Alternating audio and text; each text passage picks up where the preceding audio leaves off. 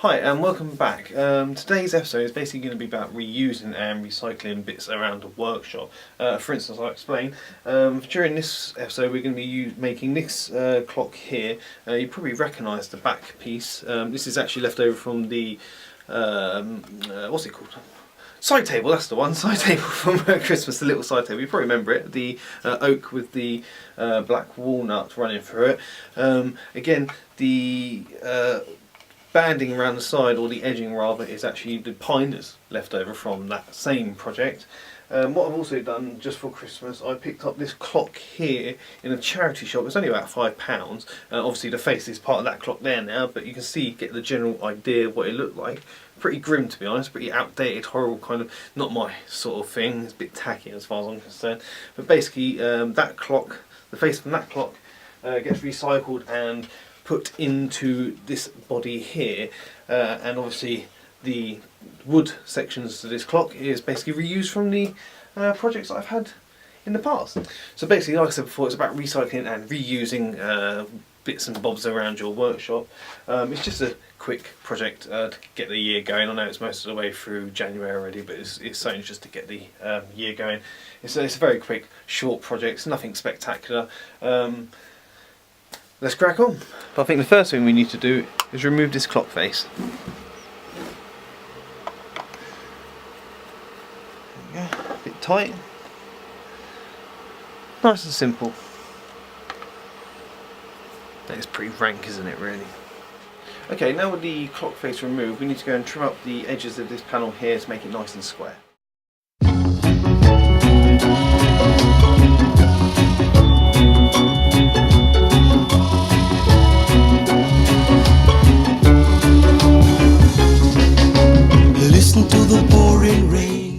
These strips of pine left over from another project. I think again it's the same as this, the table.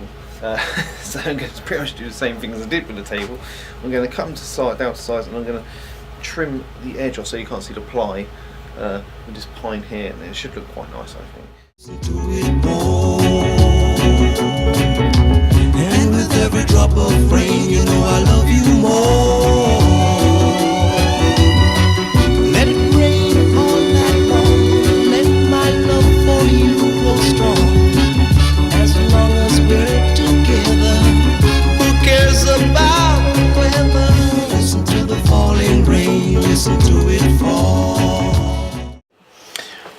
I've decided to go with this contact adhesive to glue the face to the board.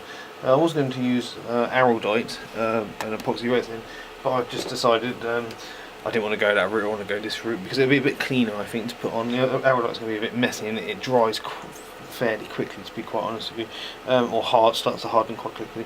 So I'm going to try using this contact adhesive. We're meant to put it on both sides or both surfaces, and then wait for it to dry slightly. Every drop of rain, I can hear you call my name right out loud. Okay, so now the clock face has been glued to the actual clock housing. What we need to do is clean up the excess glue that's squeezed out around the clock face here. All we're going to use is a bit of sandpaper, obviously being a bit cautious of scratching up the metal surround here, which I've got to try and stay away from. Now that I've got the back on to the clock face, I've noticed that obviously it's actually risen slightly higher than the ply on the back there, if you can see. So what I'm going to do, also as a hanging bracket, I've got these little bits of oak that I've got here. These are left over from, I think, when I made some, I think it was when I made the trivet. So what I'm going to do is, because these are actually slightly higher than the, not much higher, only slightly higher, I'll just measure it by putting something on top.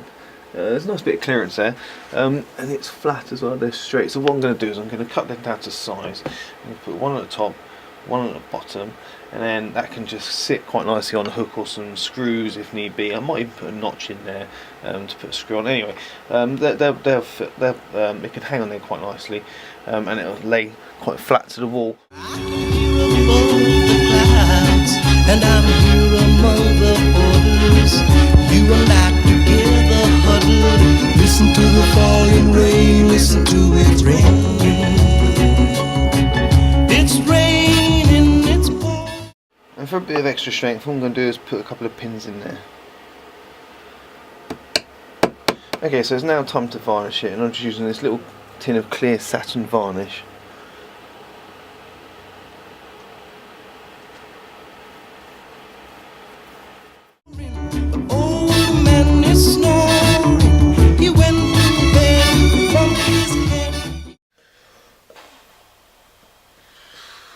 Oh, you finished.